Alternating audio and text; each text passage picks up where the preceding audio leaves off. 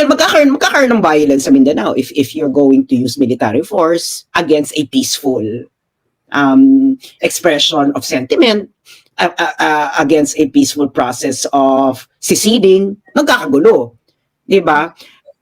Secession is not valid. Secession is not valid in international law if it's through violence.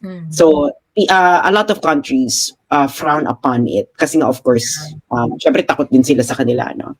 Pero the thing is, if there is a secession sentiment and then nagkaroon kayo ng away, actually mas mapapabilis pa yung secession nila. Yun nga, ang sinasabi, yun nga that's the irony of it eh. Kasi, wala naman sinasabi yung mga taga Mindanao na, oy, mag-alsa tayo, take up arms or things like that. Wala naman sinasabing ganon. Oo, wala naman sinasabing ganon. In fact, the secessionist ideation was expressed out of frustration of what is currently going on in Mindanao. Okay? Si Ray pala taga Mindanao. Sabi niya, ibig ko sabihin, be careful what you wish for. Nag-reply ako sa isang nag-comment na anong be careful. Ano daw? Anong be careful kaming taga Mindanao? What would they be careful for, Rayco? Actually, you be careful. Bakit yung sinasabihin yung mga taga Mindanao, be careful of what they wish for?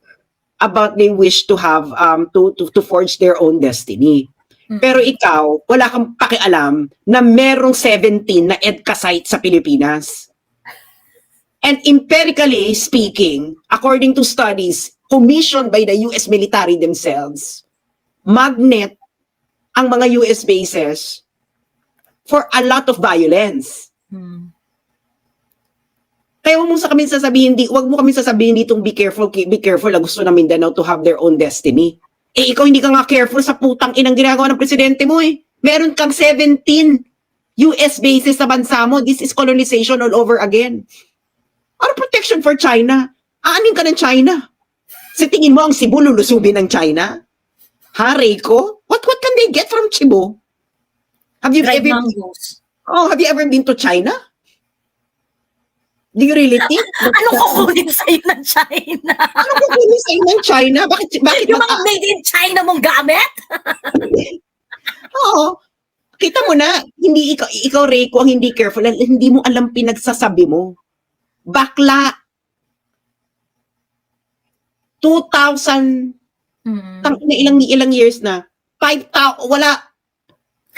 Did you even ask yourself? Rayco? Taga Cebu ba to si Rayco?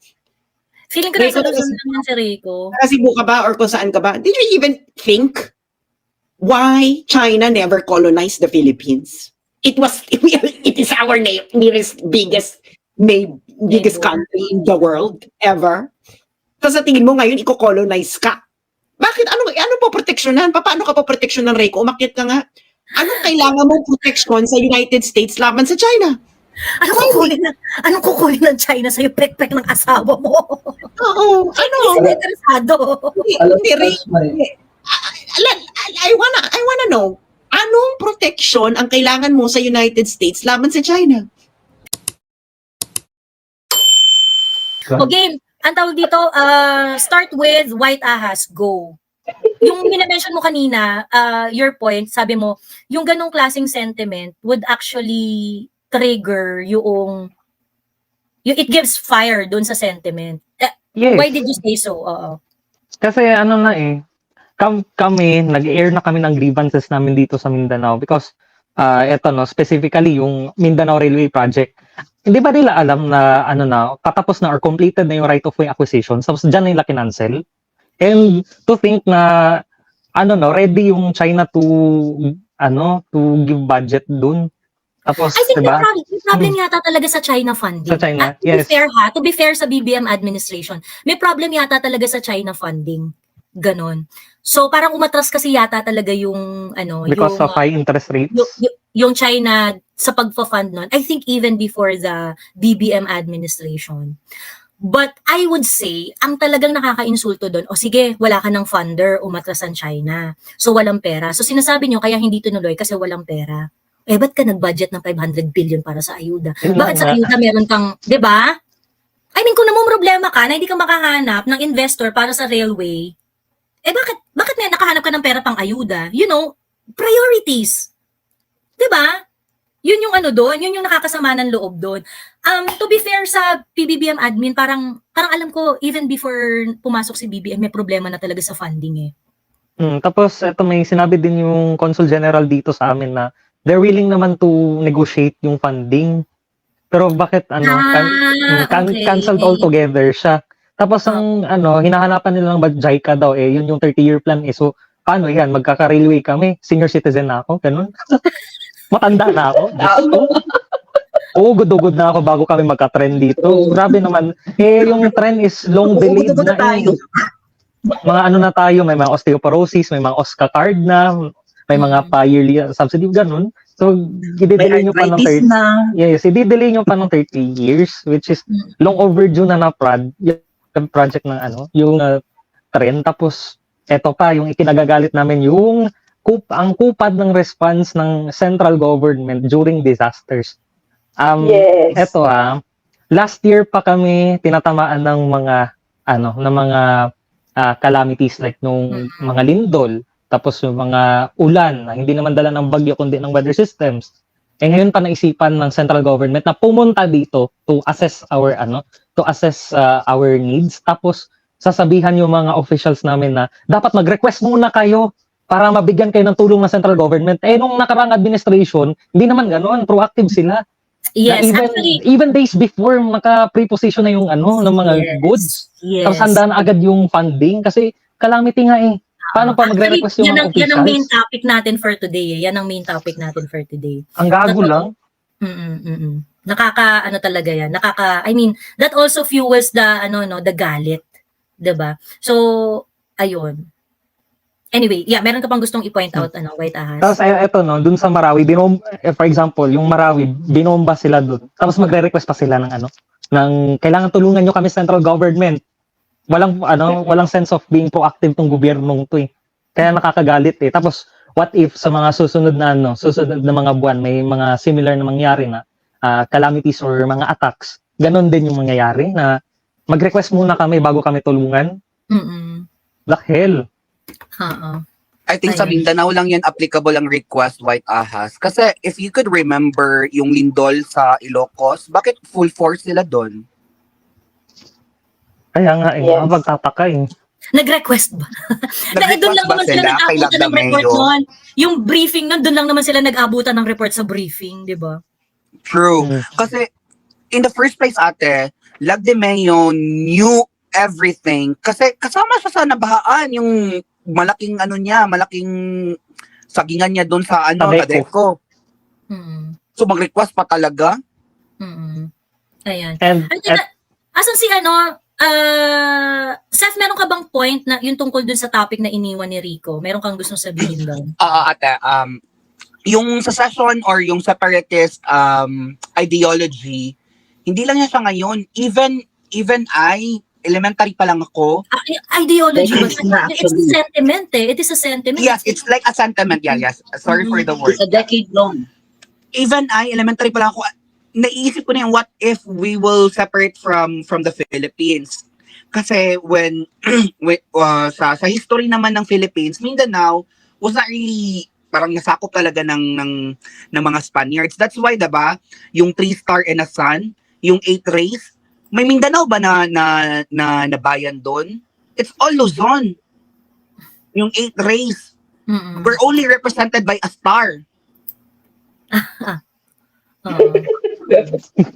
Good Eight analogy. rays of the sun, oo. Diba?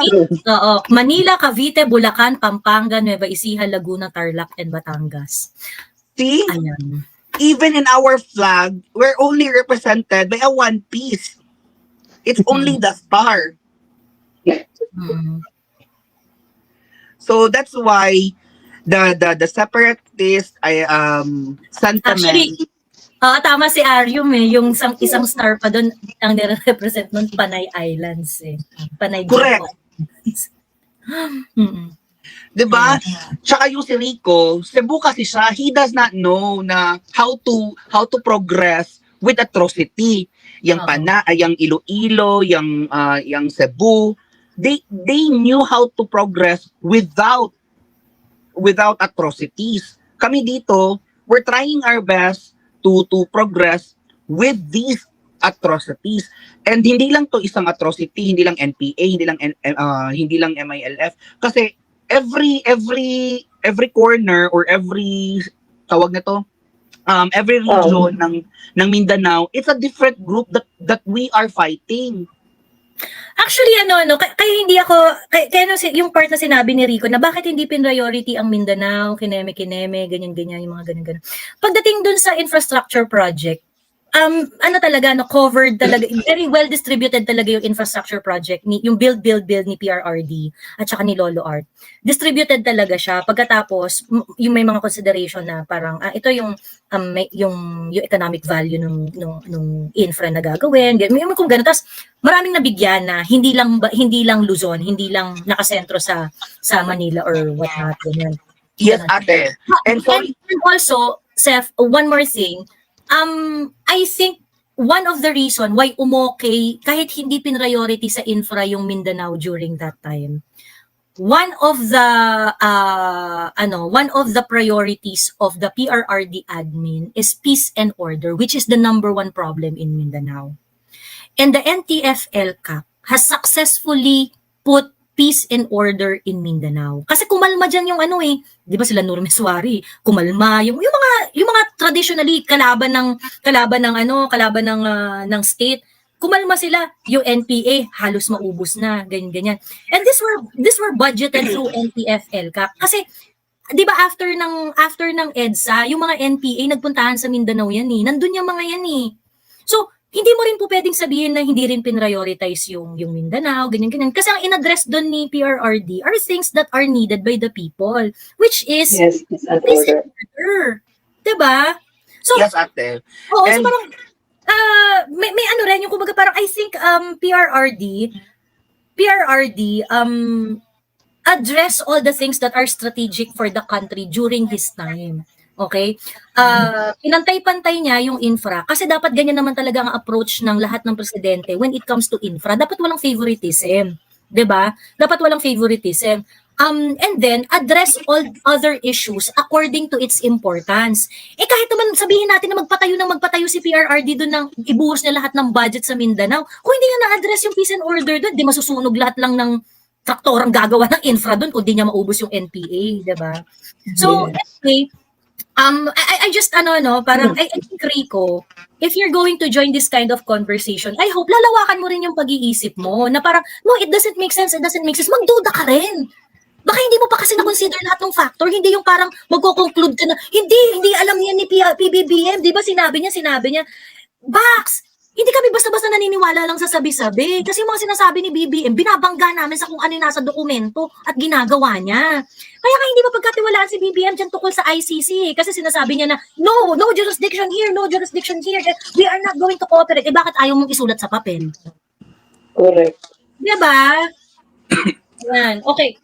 Anyway, anything else, Zeph? Sakto talaga, ate. And tsaka yung sabi mo na delikadesa, yes, that's really true for Mindanaoans. We do not beg to anyone. So, in my last word, let me borrow the words of Lady Liana Mormont of the, sa Game of Thrones. We are not a large house, but we are a proud one. So, yun lang talaga. Proud kami sa history namin as a Mindanaoan. And to say the least, yung Cebu, suyaon biya ang Cebu, ha? Yes, every inch na magka-progress ang neighboring nila, tignan mo, magyaw-yaw yan si Gov Gwen. Sabi ni Samboy, I don't know, Joey, but I really feel being prioritized during PRRD's time. We have seen new roads more than we have seen our whole life. Sabi ni Samboy Loco. Tingnan mo, ang daling i-please ng mga taga Mindanao. Nakakita lang sila ng mga project doon na ginagawa doon. Masaya na sila. Di ba? Diyos ko po, gano'ng kahirap na sabihin yung sentiments. Kasi alam mo, Samboy, nung hinarap, pinagbangga namin yung DPWH project ng Bicol at saka ng Mindanao, di hamak na sobrang laki nung sa Bicol kaysa sa Mindanao. Kasi talaga mga siguro lamang ng mga bilyon, mga twice as much, mga ganun. Ayun, may live kami dyan ni Sas na tiningnan namin yung DPWH projects Ayan. So, tingnan mo, may budget, hindi kasing bongga nung project ng ibang region or ng ibang part ng Pilipinas, but the Mindanaoans would feel na, hindi, okay na kami, I feel prioritized. O, di ba? Pagkatapos ngayon, I mean, yun lang yung hiningi ko kay PBBM Puta, hindi naman kupal tong mga taga Mindanao. Ano ba namang i-acknowledge mo yung mga sentimiento nila? Gano'ng kahirap gawin yan? Diba? Tapos ito pa, madam, yung umusok talaga ako nung sinabi nilang i-quell nila yung calls for Mindanao separation. Diyos ko, yung yung pagka-interpret ko nun, they would arrest us or kill us just to maintain a one Philippines? What the fuck? Yun yung basa ko sa statement na yun They will use all forces daw kasi. So they would kill us, Mindanaoans. Taiwan is a country, ang tawag dito, bababa kita ha. Kasi, wag masyadong baka maban ako sa mga ganyan Baka maban ako sa ganyan. Anyway, yun tuloy ko lang madam. Yun kasing basa ko to quell yung mga calls. So, they would go to the extent na handa silang ipakulong at ipapatay kami for the sake of one united and undivided Philippines, ganon. Parang handang mag-nangsyalo. We're not calling for war naman idea pa nga lang tapos ganito ng response. It's very telling. Ayaw makipag-usap, Ayaw makipag-usap. Sino kayo? Ba't kayo? Yung parang ganun yung dating Ayun, Charots, hello? Hello. Hello, Charots. Hi, good evening, mayong buntag sa tanan. Miss Joy, kasi we're also doing our lives, diba, in Visayas. So we discussed this thoroughly, and minsan umaakyat din yung mga Visayas, and we try to hear their views on it. And it's shocking to hear how against they are with this sentiment.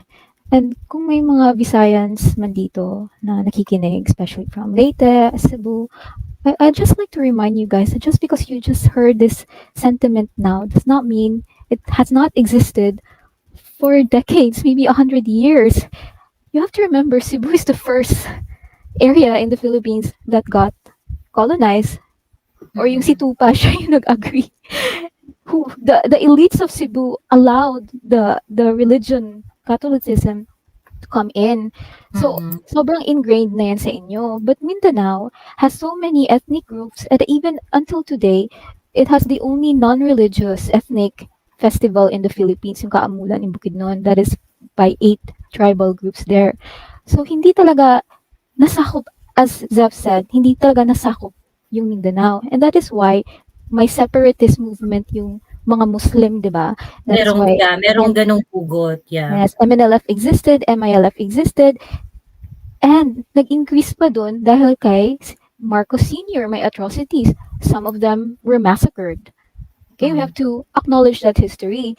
And but then, they had some agreements, that's why nagka-peace, di ba, between MILF and our government and MNLF. So ngayon, naging BARM na sila. Their request was granted as an autonomous region. Now, you have to understand kasi, during, may figures kasi, I'd like to share the figures, Miss Joya. In 2011, and screenshot ko lang DPWH budget allocations to regional budget from 2011 to 2013, so before Duterte. Ito 24% yung allocation for Mindanao. For Luzon, in total, it's 57%. And that is similar to the next 2012-2013, which is 25% din yung Mindanao. During Duterte's time, it increased. It increased to a total of around 32 to 36%. So, in a way, we were prioritized. Nag-increase siya, but you cannot expect all the budget to go to Mindanao because we are a nation, di ba? PRRD considered us as a country, even though galing siyang Mindanao. But still, it means he allocated a lot of the funding, more than the previous administration and previous years. And nagka-results. Towns were connected. BBB created a lot of roads, bridges, and all this. And if you look at the earnings now in Northern Mindanao, in Davao region, it resulted to high revenues, which means which is good for our country, 'di ba? So in that sense, nagka-hope yung mga Mindanaoans. Nagka-hope yung mga Mindanaoans na okay, baka may future yung Mindanao. Baka we will finally get our train, which is 83 years delayed. Okay, I want to emphasize that 83 years delayed. And now, since tayo yung nag-a-ask ng funding, we should be the one to negotiate that funding. So kung mag-aarte yung China, sila yung may pera di ba? So dapat tayo yung mag-negotiate na, wait, we need this money, blah, blah, blah, so let us fund. At ngayon, Miss Joy, may funding yung Davao, 71 billion for a bus, to modernize the bus transit system nila doon. Pwede naman pala 71 billion. So why can't they do that with the train? For the Yung train. projects, they gave it out to 3 Chinese companies. So I don't know if that's just BBM's way to parang to ease this tension. So those people who are from Visayas, you have to understand that itong sentiment ni Duterte is not from him alone. It's from majority of Mindanaoans who feel that same frustration. It is actually representative. Hindi naman yan si Duterte lang. Exactly. Diba? Who has reached this boiling point na wala ata tayong future as a Mindanaoan. We want to progress, but we're being stifled by this government who promised continuity of Duterte. This government who is choking the budget in Davao, infrastructure budget, who is planning to remove NTF-ELCAC, which has been very successfully eliminating NPA and creating that peace and order in the region, which will invite more investors to us. Gagawa itong PI na putang inang tong very deceitful, whatever yung amendments inagawa nila. And they are threatening Duterte with ICC, the highest approved president in the history of the Philippines. Kung ikaw ba naman, who is very passionate, who passionately cared for this country's future, at ikaw igogorgor na ganyan, hindi ka ba ma-frustrate? So this is why parang naging last resort for Duterte to say na, what if we entertain this Mindanao separation? And what happened? Instead of the media reporting the calamities in Davao, anong prioritize nila?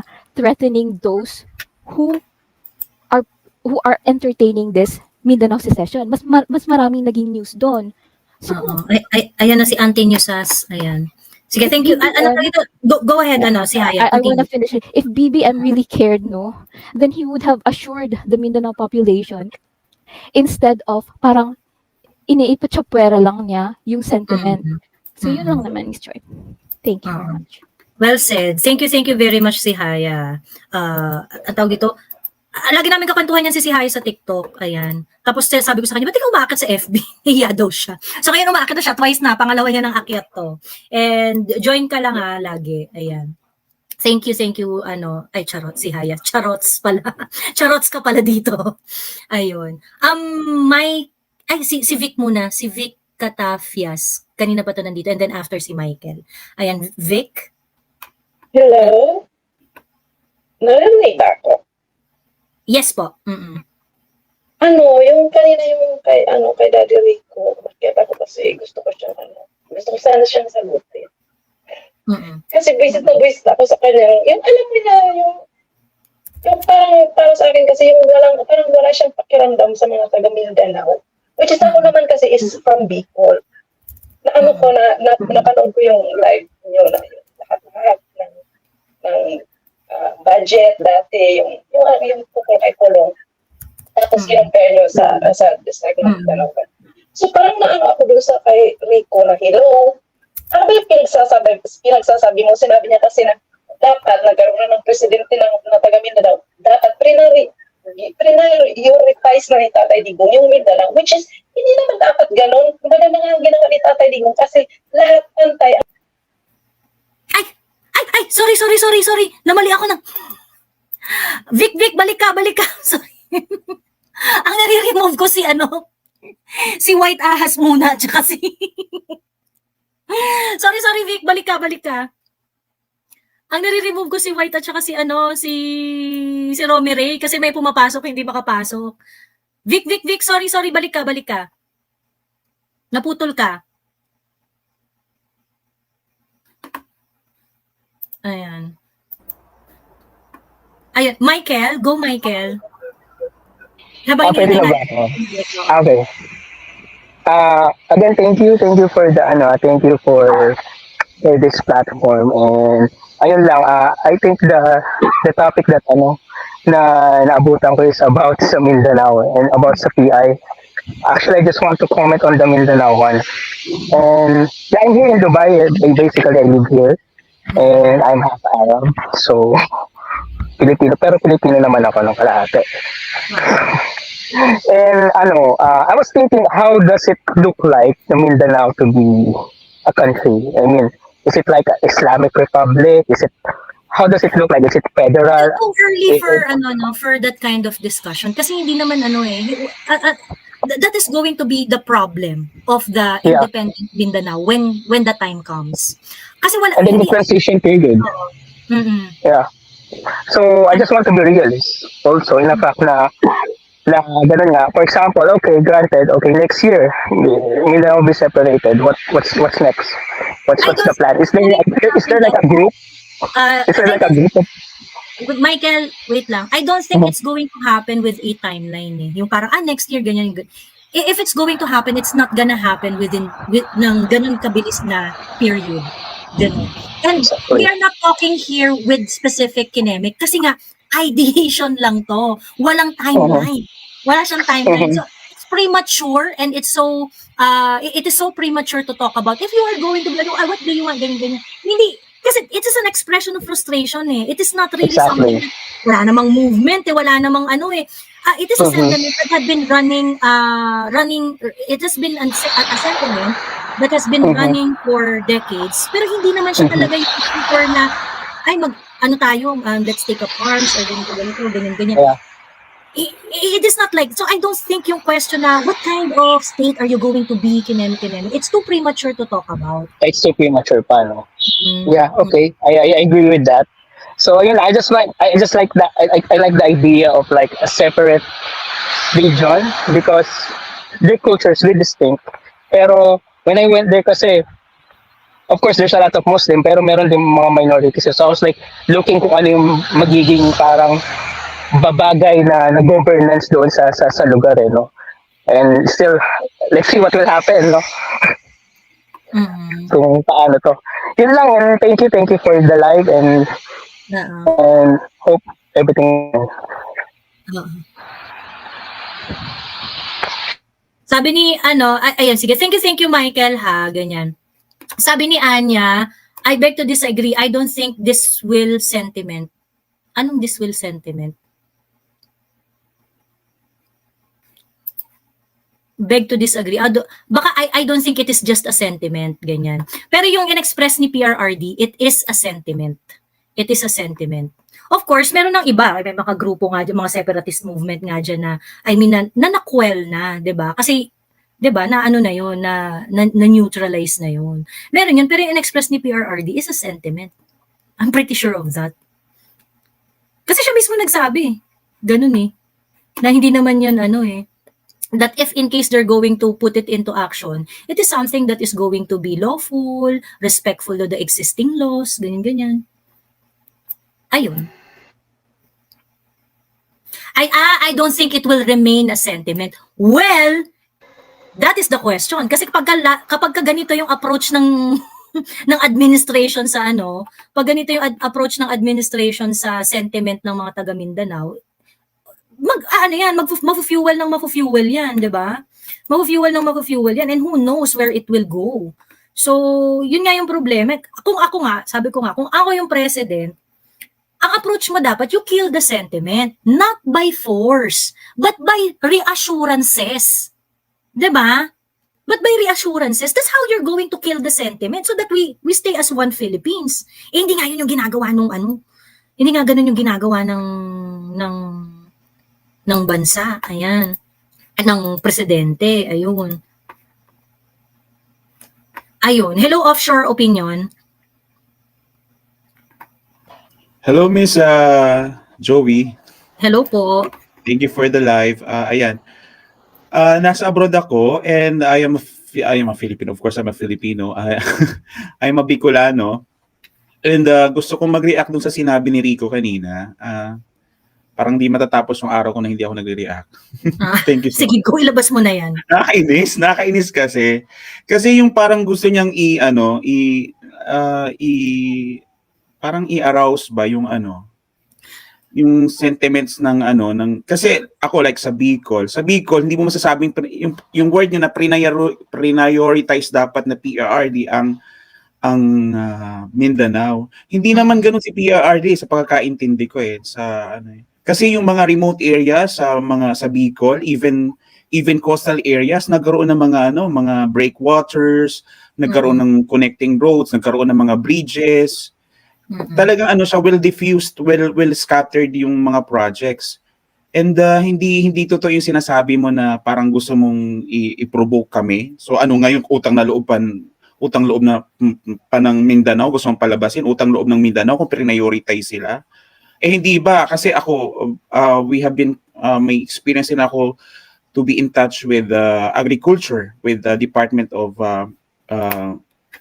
with ATI, and with BAI, with etc. So alam namin yung mga data when it comes to agriculture. So kung makikita natin, balikan ko yung nung January 8 ni PBBM, yung sinabi niya na may video siya na sinabi niya na ang target is 131,440.66 sa 6 years niya, and sinabi niya na 51% na accomplish niya na. So ang tanong ko lang, ilan doon ang nasa Mindanao, ilan doon ang nasa ibang parts of the Philippines, ilan ang nasa Luzon, doon sa sinabi niya. So parang wag kami yung ginagaslight mo, Rico, wag kami. Wag kami. Alam namin yung nangyayari sa sitwasyon ngayon. And kung yung ang report na yun hindi pa malinaw hindi pa malinaw kung actually may di ba may video may live doon si SAS about doon sa 51%. Ngayon, ang question ko lang, 51 billion, yung sa 51. Yeah, we actually address yung parang mga accusation kay Pulong na binigyan daw ng 50. Ito nga, doon ako natatawa sabi ng gano'n yun. Diba? Saan niya dinala, kineme, ganyan. 51 billion is what? I actually check yung for example, yung Bulacan Bypass Road Project is 29 billion pesos. Yung Skyway sa Metro Manila is parang for same amount, mga 27 billion.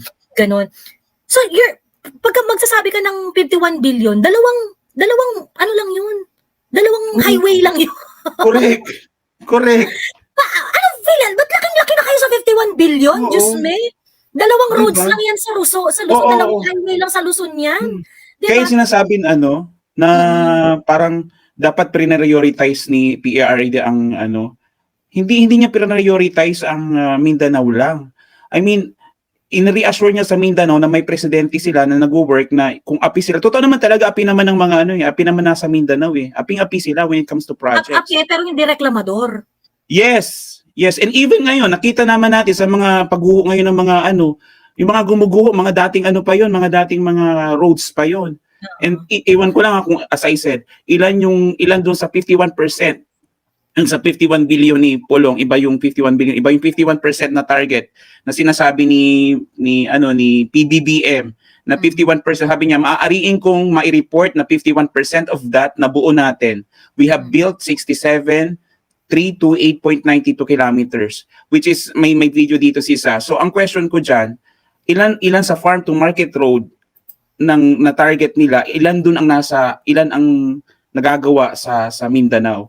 Kasi lugi-lugi, kung makikita natin for many several months, previous months and previous years, maraming beses na nagtatapo ng mga produced ang mga nasa Mindanao at nasa Visayas. Dahil Kaya hindi yung ma-circulate yung ano, oo. Oo, kasi nga yung farm to market roads, kaya na yung pinagmamayabang nila, and kaso, binukya siya ni Misas. Kasi yung nagawa niya is parang sa around 7,000 lang or parang something Na trend. ganon. Oo, so parang parang yung sentiments ng mga nasa Mindanao, hindi naman to parang it's bad na parang bakit hindi ba pwedeng magkaroon ng sentimento ang ang mga nasa Mindanao? Parang ganito ba yung gagawin natin? Parang bakit parang pag ang Bicol ang nag-sentiments? Kaya sa tingin ko kailangan magkaroon ng Ako Mindanao eh.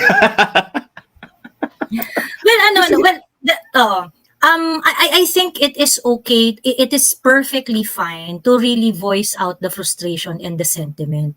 But let us also be very, very careful. Kasi, I mean, for the safety of everyone, sabi ko nga, ang approach ko dito is, you want one Mindanao? Address their concerns. Yes. Diba? But I hope yung mga yung mga kababayan natin na nandyan, do not be overcome by your emotion. Yes, by radicalism. Oo, tapos yung mag-radicalize. Yes. Kasi hindi rin maganda yon. Yes. So take the cue from PRRD. Clear naman yung sinasabi ni PRRD. Hindi lang siya, chill, very chill. But if we're going to do this, we're going to do this with respect to the Constitution, to the rules and regulations. Maayos na proseso. Yun ang sabi niya, Ms. Joey. Oo, dadaan talaga sa pirma, although mahirap. Tapos in-interview si Pantaleon Alvarez, talagang naibigay naman niya yung mga kailangan at nasabi naman niya na it has been circulating for long time na. And sentiments yun ng mga nasa Mindanao. And I believe valid naman yung sentiments ng Mindanao. Kaya lang tama ka doon, Miss Joey, na dapat i-reassurance talaga. At hindi lang sa salita, yung reassurance na hindi lang sa salita. Hello?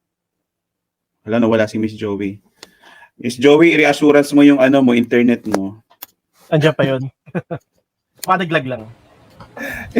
Paki-reassure kay Miss Joey yung link niya.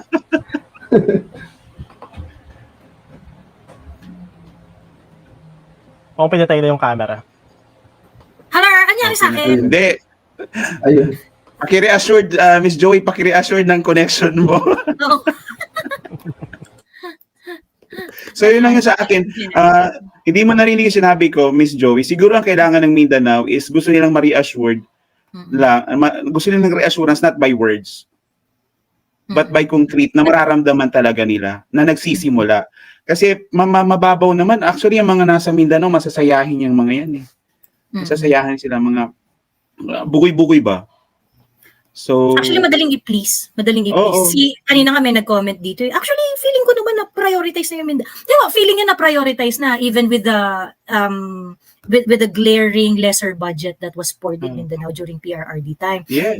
Si Haya said that the budget increase compared to the Pinoy administration and PRRD administration was from 25 to around 32. Diba? May increase pero maliit lang. I mean, hindi ka pa rin priority. Slight increase lang. Feeling ng mga taga Mindanao na prioritize na sila. Ibig sabihin na sila kadaling pasayahin. Correct. I think what counts to them is the intent, not the content. Oo. Ibig sabihin ganun sila kadaling pasayahin. Oo, basta may intention lang na mararamdaman nila na totoo yung intention. Oo, merong increase sa budget ng unting natuwa na, 'di ba? Actually, nung panahon talaga ni igagastos Correct. Actually, Miss Joey, nung time na nasa Riyadh ako nung that time eh. And alam mo yung mga packages na naglipan before ng mga travel na ikutin yung Mindanao kasi gumanda yung mga kalsada. That was 2017 2016 eh. From 2016 to 2018 before siya magkaroon ng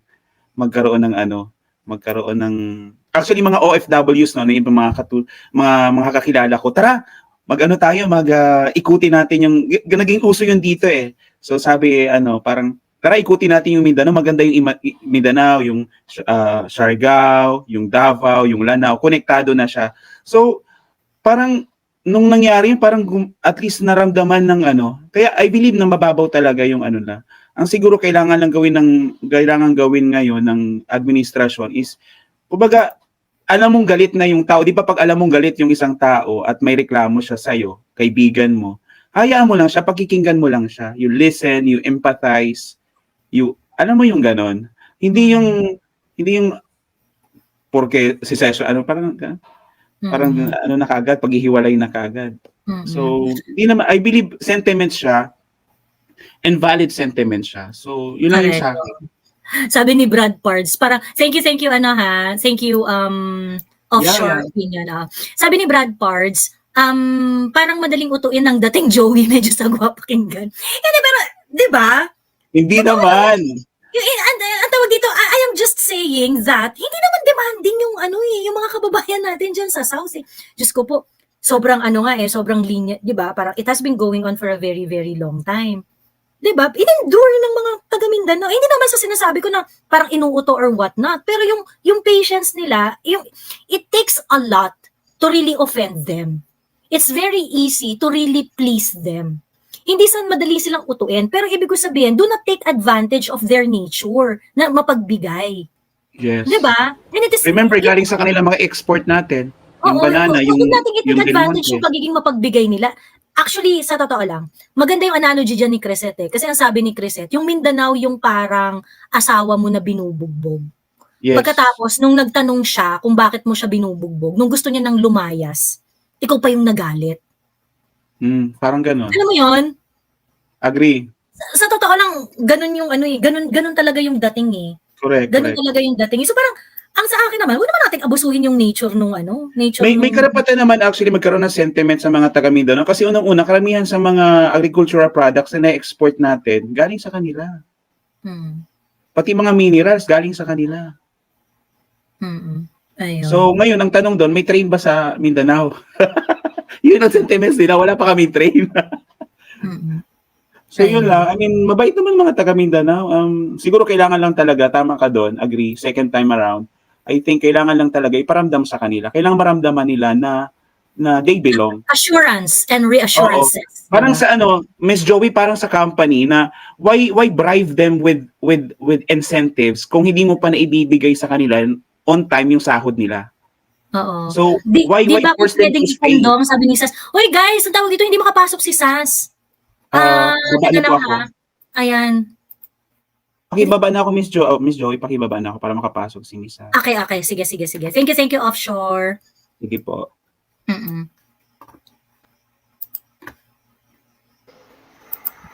Ayun. Hello, House of Senator. Ayan. Alam ko madami ring marami ring laman ng damdamin mo. Ayan. Go. I just wanna share na... Sorry, House of Senator. Guys, tawag ito, wag naman nating i-bash ng todo si Rico.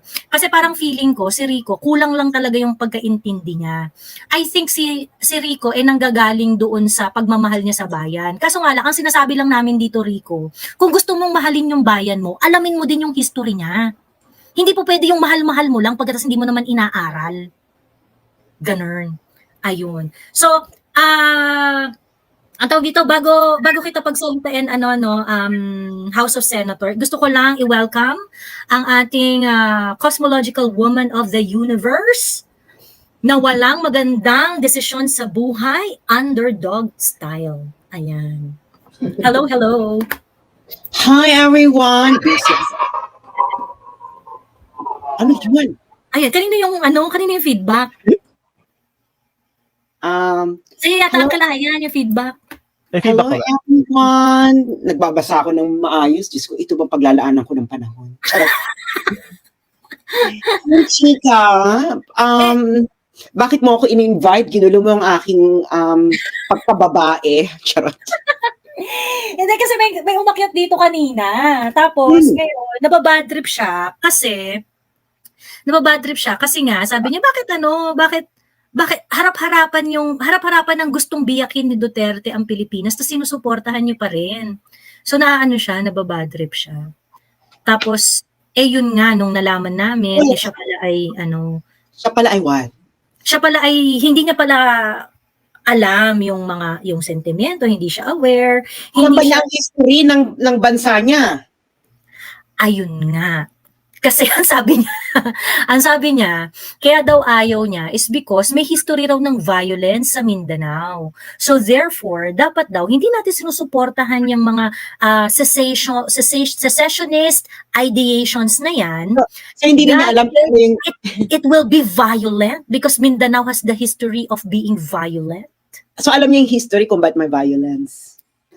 That I don't know. Mukhang hindi. Hindi nga eh, kasi nakakaloka kasi itong mga tao to, no? Makabansa, hindi naman nila alam ang history ng bansa nila. Diyos me, Santisima Trinidad. So, ayun na nga, huwag ka magsasabi na mahal mo ang bansa mo kung wala kang man lang binabasang matinong mga history books ng bansa or hindi mo inaalam talaga ang history ng bansa mo. So, di ba kapal lang mukha mag-history ng violence sa Mindanao? well, kaya bakit ba may violence, no?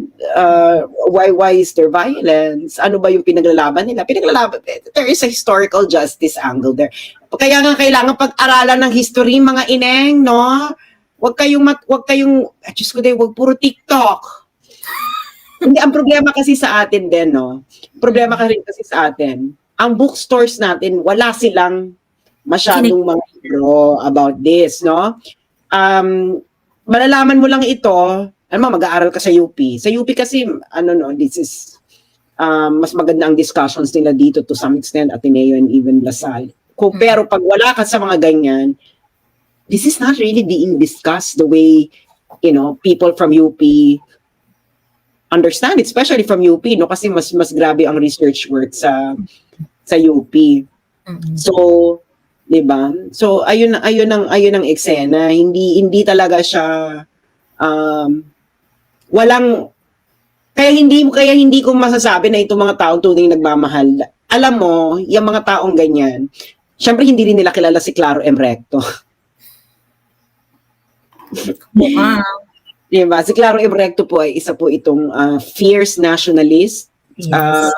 Ito po ay ang lolo, I think, ni Ralph Recto. Kaya nga sabi ko, anong nangyari ito kay Ralph Recto? parang napanis ata ang similya ng anak ni Claro M. Recto. Anyway. So, si Claro M. Recto, may tawag sa inyo. No? Ang tawag niya sa inyo ay Barong Tagalog Nationalist. And that means? That means superficial. Ito yung, magsusuot kami ng Barong Tagalog. Pinoy Pride! Ay, nanalo kami ng Miss Universe. Pinoy Pride! Pride, oh. Ay, may dugo siyang Pilipino. Pinoy Pride! Ay, nanalo tayo sport. Pinoy Pride! Yan ang tinatawag niyang Barong Tagalog Nationalist. Let's use it again! Oo, yun ang niya, Barong Tagalog Nationalist. Ay, ang ganda naman ng national costume. So doon mo nararamdaman yung pagiging nationalista mo pag mga nakakakita ka ng mga ganito. Pero hindi mo pero pag tinanong ka na kung anong history ng bansa mo, wala kang makakaalam. Kasalanan din to ng Yellow, no? Kasi ang Yellow, ang ginawa nila sa history natin ay nagsimula sa martial law. But before martial law, anong alam niyo? True. That is so true. Diba? So true. Before martial law, anong alam ninyo? Bakit nagkaroon ng martial law? Diba? Ano yung conditions kung bakit nagkaroon ng martial law? Ano ba yung... So, kasalanan rin ito ng mga Yellow na ang history ng Pilipinas nag-umpisa na ata ng martial law ng panahon ni Marcos Senior. So, diba kahit yung may textbook natin nung grade school, parang di ba magdi-discuss ng pre-colonial history, pero parang napakababaw na, ito may balangay, mali pa nga. Migration. Mali pa nga yan. Hindi pa nga kinokorek ata yan Yung ganyang eksena sa grade school and high school, hindi. So wala tayong, in the first place, historians are not honorable. They do not have a special place in the Philippines, no? Na name any historian you know right now. Di ba? Ambet Ocampo. Ocampo is not a historian. It's just like a trivialist or something. No? Si Professor Van Vierna, ako marami ako si Reynaldo Ileto, of course, yung mga giants, no? Si Constantino, si Hocano, but other than that, sino ba yung mga kilala ng mga tao? They don't even care, you know? I don't even know na, di ba, alam nyo sa Netherlands, no? Parang, pag may mga nakikita akong mga libro, ng mga, pupunta ko ng mga bahay, ng mga Dutch, parating may history book, parating ako may nakikita history book sa nila, bookshelf, history ng bansa nila. So, ikaw ba kayo sa bookshelf? Yung ba may history ba kayo ng Philippines? Sa bookshelf ninyo, you even care to buy it. So parang ayun na nga ang ayun na ang eksena natin. Kaya nga itong emergence ito ni Duterte na magse-secession. Akala lang nila Duterte is out of his mind. Pero bakit hindi kayo nakikinig ng mga speeches niya noon? Nung siya tumakbo ng presidente. Ano bang pinagsasabi niyo doon paulit-ulit? Historical justice. Historical justice ang gusto ng Mindanao. Historical justice ang gusto ng Mindanao. Oh, ang grabe nga yung pagpapaliwanag niya noon eh. Tapos hindi ito pinapakinggan. Ba't hindi mo ito alam ng mga ibang tao? Kasi ang binabalita lang sa inyo ng mainstream media, yung puro yung pagmumura niya. So alam niyo na kung paano ginawa kayong tanga ng mainstream media.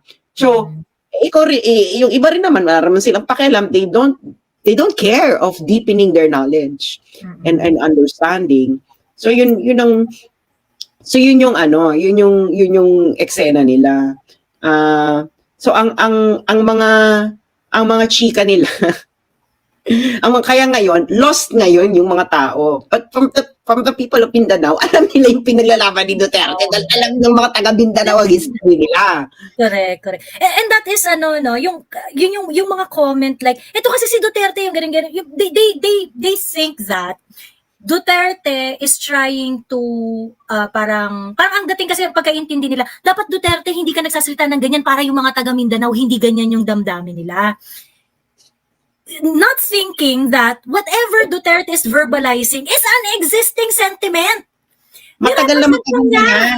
Siyempre, hindi rin alam ng mga taga Maynila. Anong tawag sa kanila ng mga taga probinsya? Imperial Manila. Alam mo yun, parang napaka-ignorante ng mga Manilenyo, lalo ng mga Manilenyo, no? Na ang tawag sa kanila ay Imperial Manila. Ang alam talaga, ang ano talaga nila, Manila is the seat of colonial power of Spain and the Americans. That is always what they're gonna view it,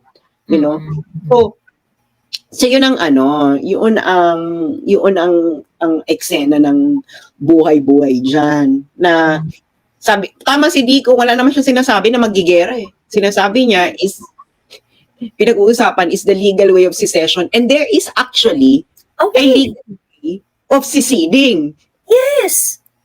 In fact, diba ang tawag dito, what do you call it yung sa international, meron kang what is it yung internationally, eucogens. Self-determination is a eucogens. Self-determination, especially niyan, sa context ng secession, especially that applies to decolonization.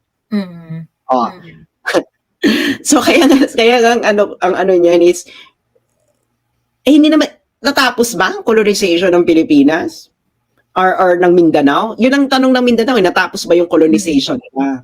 Hindi ba? Parang East Timor yan eh, di ba? Yung East Timor, it was na-attach sa Indonesia because of colonization. So it's East Timor right now is independent.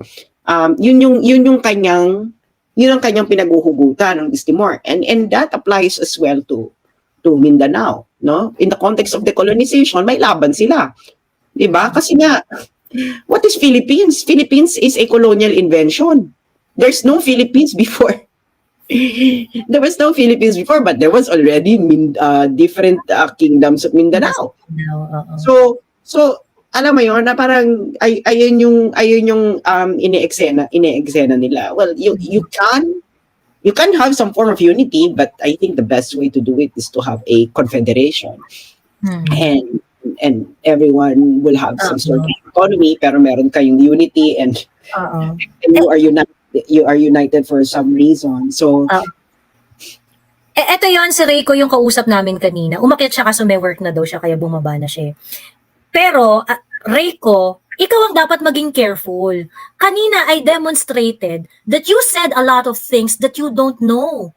And yet, ang kapal ng mukha mong mag-assert ng be careful, be careful. Hindi ka nga careful doon sa sinasabi mo eh. Sinabi mo, walang kinalaman si BBM sa People's Initiative. I demonstrated to you his involvement in the People's Initiative. Why? Through the budget. Taga-saan ba si Reiko? Taga-saan ba si Reiko sa Pilipinas? Taga-saan ka, Reiko? Taga Cebu. Taga Cebu daw siya? Oo, taga Cebu sabi niya. Taga Cebu daw siya.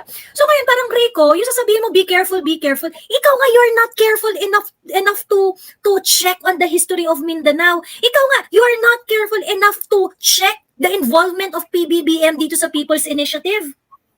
Ano, hindi careful. You're going to tell us be careful.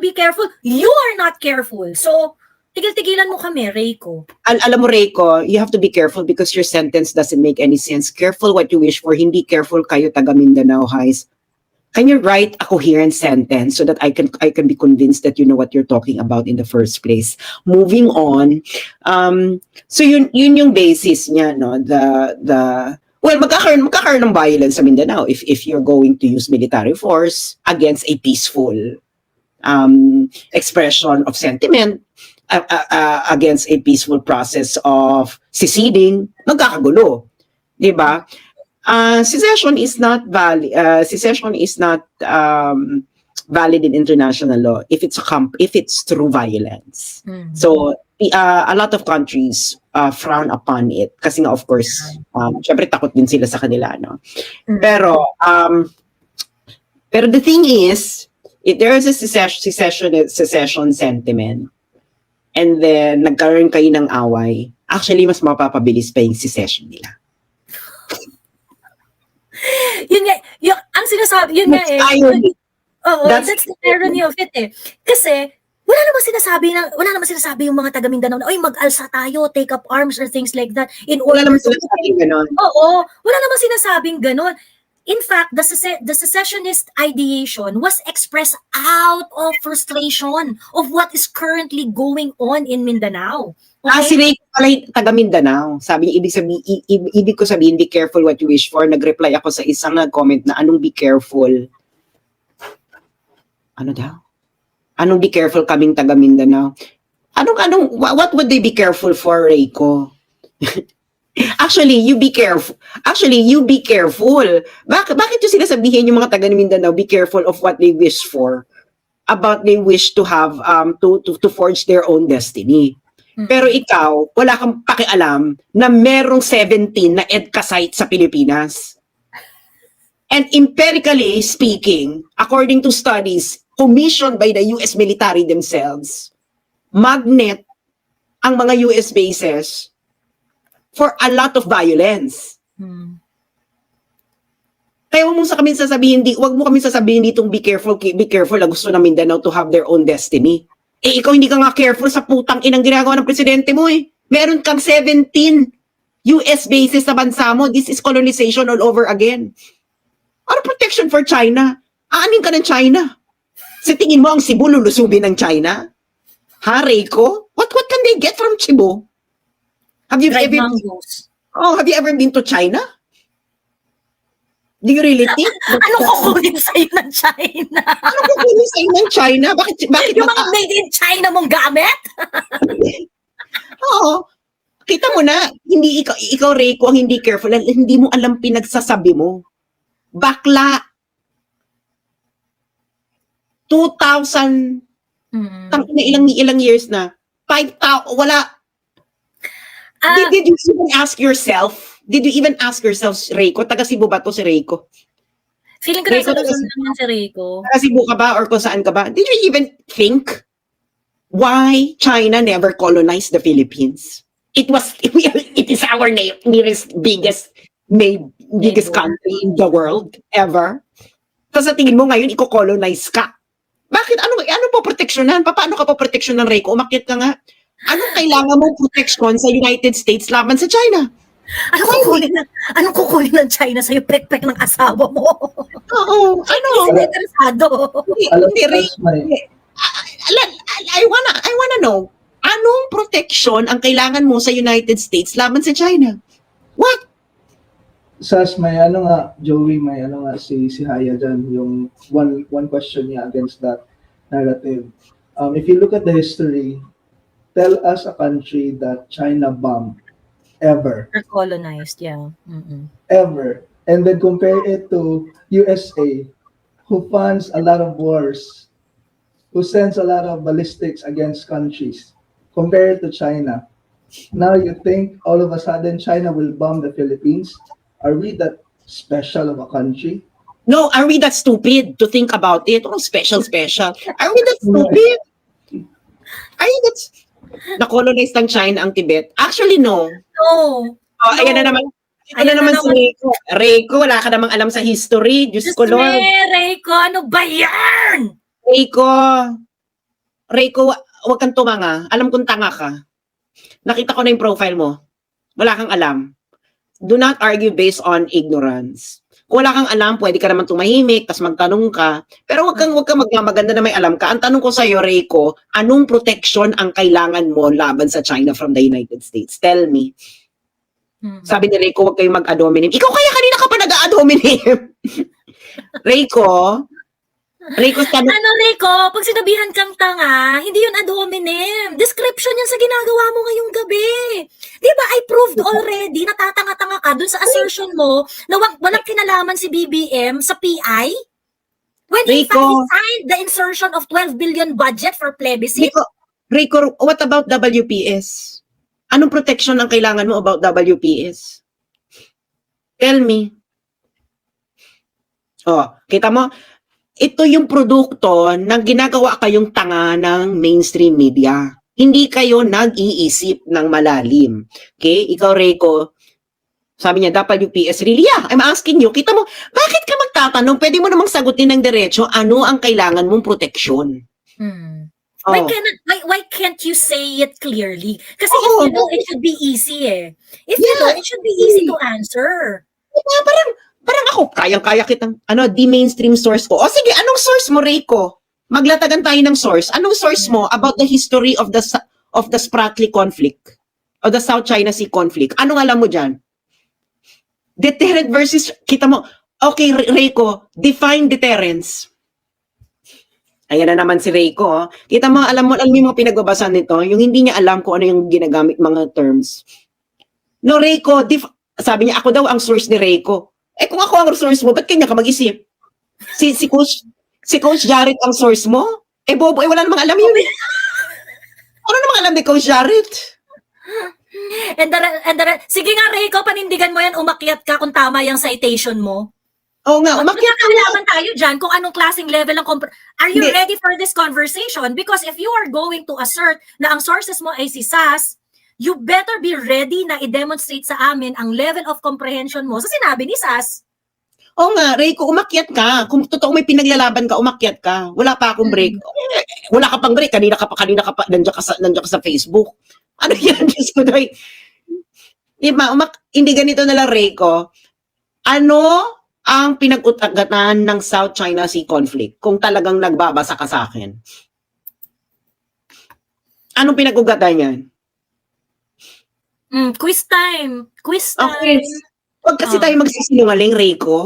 Tangin ang pagsisinungaling to. Diyos ko, dayakla. Sagot, Reiko. Tingnan mo, hindi mo masagot ng mabilis. Sabi niya, Reiko, source Mariosep. Di ba yung ano to threatened China dyan kasi magiging choke point. Yan? Ha? It doesn't make any sense. Why cannot you construct coherent sentences? Okay, sino ba meron ba ditong pareho ng Strait of Malacca? Ano nga why are you offering disjointed concepts? Pwede ka bang magsulat ng coherent sentence? Dude, Reiko, if you really think that you have a coherence, you don't. In one concept after another.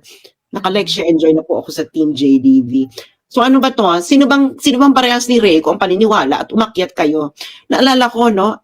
Naalala niyo ba yung meron naghamon sa akin na isang vlogger? No, debate tayo sas about the tapos Si ang tawag dito? Anong pangalan nun? Yung parang Nico radio David? announcer yung boses. Nico Si David? Juan Ryan? Nico David? Hindi. Si older guy at saka hindi obese. Yun doon. ano to? Reiko, you are not making any sense. Sabi niya, ang WTPS have a huge impact sa trade, di ba? What do you mean meron siyang huge impact? It doesn't make any sense. Ano ba yan? Audience impact? I-complete mo yung ano mo, yung Yung thought mo, ano ka ba, Rico? Hindi ka ba tinuruan sa eskwelahan na kung anong ibig sabihin ng pangungusap? Ang pangungusap, what is a sentence? Ang pangungusap ay isang ekspresyon ng kumpletong ay grupo ng mga salitang naghahayag ng kumpletong kaisipan. Oo. In English, a sentence is a group of words that expresses a complete thought. You don't have a complete thought. Therefore, you don't have a sentence. Therefore, you cannot argue well. Okay. Ano ba? Meron ba? Ano ba? Okay. Can we have questions from the panel? Oo nga. Oh, go. Ang tawag dito, House of Senator, meron kang gustong i-point out at saka itanong kay Sas since nandito siya. Make it short and sweet. I just want to express something na hindi lahat ng taga Mindanao would want to be separated from the rest of the Philippines. And I'm one of them. Okay, we discussed this with Sihaya, with Romeray, with Zephy. And that's a very unpopular opinion, no, because most of the people I know from Mindanao would want to be separated from the rest. However, I come from a place of fear because of a lot of reasons, but that's one of them. However, when I hear people who are not from Mindanao and talk about it and say they're against us, I feel like they're just using us. They're just using the resources that we give. Parang respect naman that. Just give us that space to discuss the pros and cons. Wag naman kayong hindi, bawal yan. Parang ginagamit. Bawal mag-isip ng ganyan. Oo, alam mo yun, parang pwede opinion na lang namin yan. Kasi ako nga, hindi nga ako 100% for it. But when I hear Claude talk about it and say, gusto niyo ba ma-separate ang Mindanao? Kasi dahil lang Duterte and Marcos are at war right now. Parang, are you sure it just started now? It's been a sentiment. I was a kid, my lolo has been talking about it, my papa has been talking about it. I hope ma-separate na kasi ang pera. That has been a sentiment for a long time. Hindi lang yan. Duterte did not start that. So yun lang, parang allow us to discuss this ourselves. If may nagsabi nga sa live namin na they are concerned for us, sabi ko, thank you for your concern but we don't need it. If it is a lesson we have to learn the hard way, we will take that. We will take that hit. We're stupid, then let us go. Pero wag niyo namang sabihin kasi parang parang nire-rape lang. Yun lang yung sabi ni Crisette, parang asawang nire-rape, inaabuso tapos her opinion doesn't matter. Yun lang. Nung nagreklamo kung bakit mo ako ina-abuse, yung abuser galit na galit, no?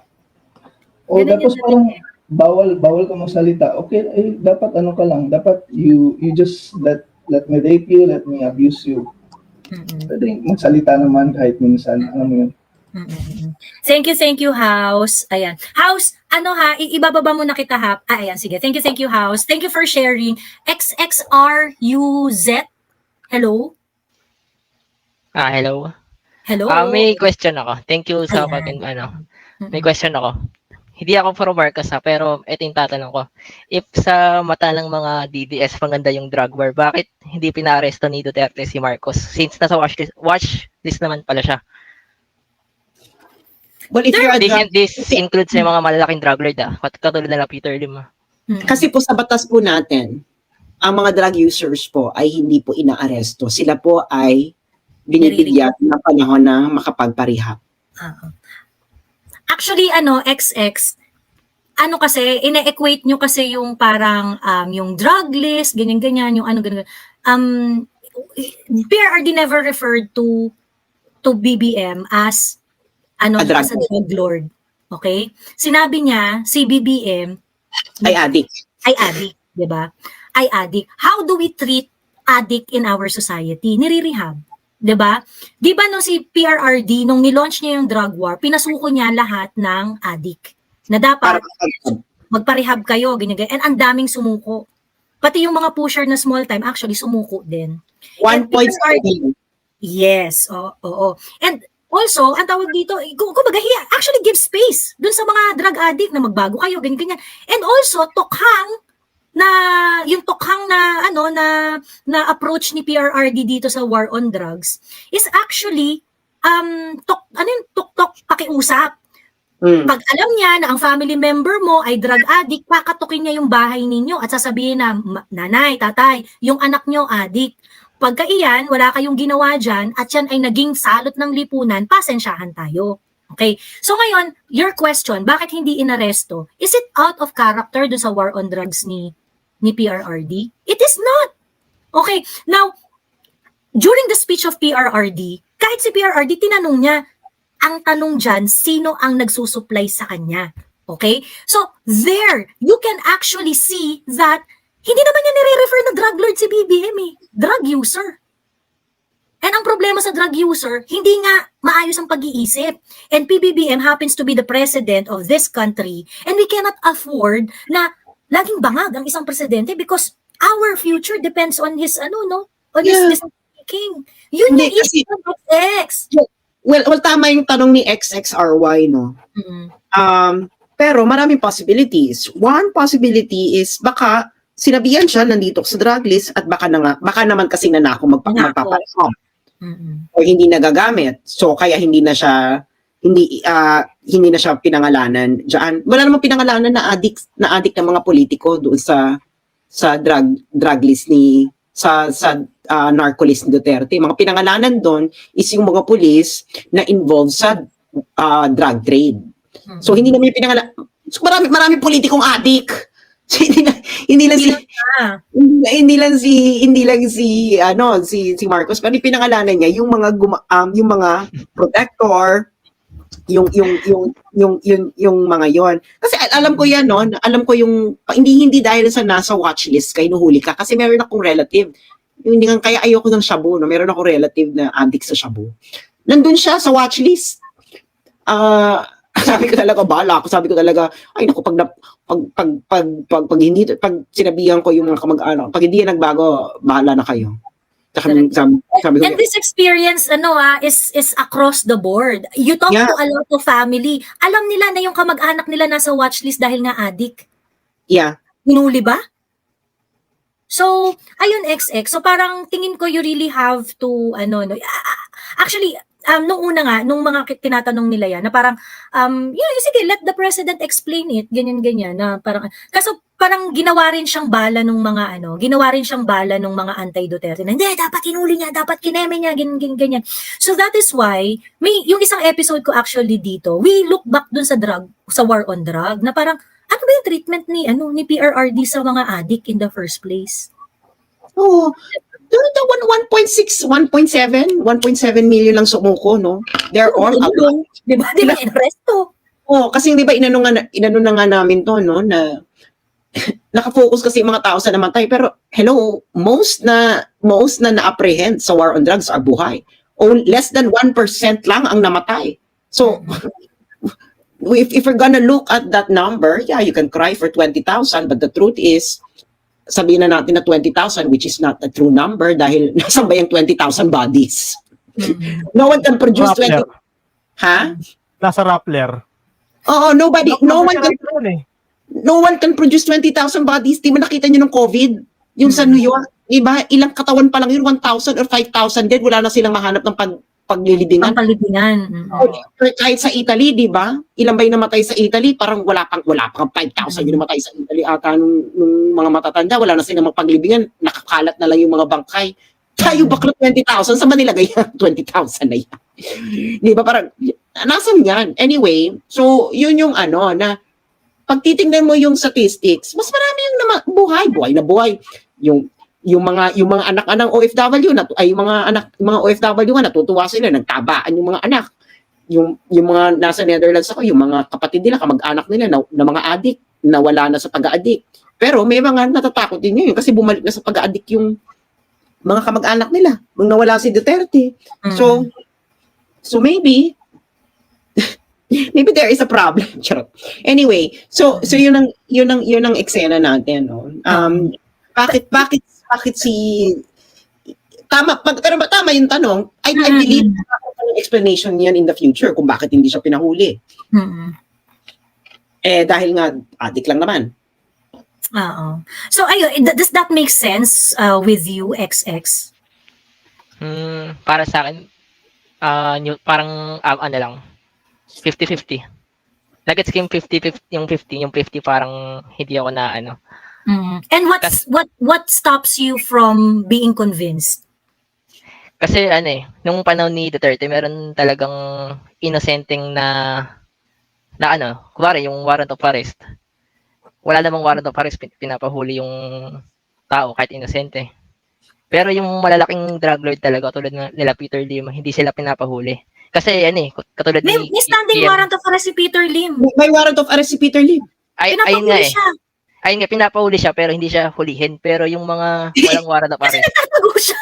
Nagtatago siya, but he has a standing warrant of arrest, so he is going to be apprehended anytime. XSRY, kilala mo ba mga parohinog? Kilala mo ba si Jaguar? Kilala mo ba sila Kerwin Espinosa? Kilala mo ba yung huge drug lords na nahuli nung panahon ni PRRD? Actually, hindi lang sila huli, patay na sila. Patay, oo. Kilala mo ba si parohinog, XXRY? Nababalitaan ko lang. Okay. David Ryan Ignacio, handito ka ba, David Ryan Ignacio? Kasi si David Ryan Ignacio has a very, very real experience with the Paruhinog. Umakyat to sa live ko sa TikTok actually. And sa totoo lang, naiiyak talaga siya dahil sabi niya, finally, we can live our lives nung nawala na ang Paruhinog. XXRY, ilang taong ka na ba? 26. 26 bata pa. So hindi niya talaga alam, hindi niya kilala to si Paruhinog.